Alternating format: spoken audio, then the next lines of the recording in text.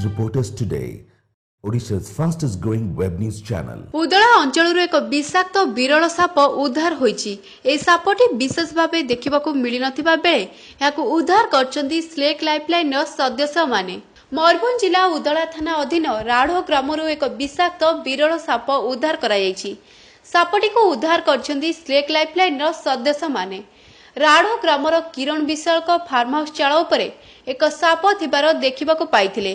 परे एने snake lifeline सदस्य को जणाइबा परे स्नेक लाइफलाइन सदस्य राकेश कुमार महालिक एवं अभिजित बेहरा घटनास्थल में पहुंची सापटी को अक्षत अवस्था रे उद्धार करछंती। उद्धार सापटीर नाम बाम्बोपिट भाइपर बा फटका बड़ा साप कुआ जाए। सापटीर लंब 2 फुट रहितबा बेले उद्धार सापटी को राढ़ो जंगल रे छाड़ी दिया जायछि। उदलारू दीपक मिश्र को रिपोर्ट टुडे।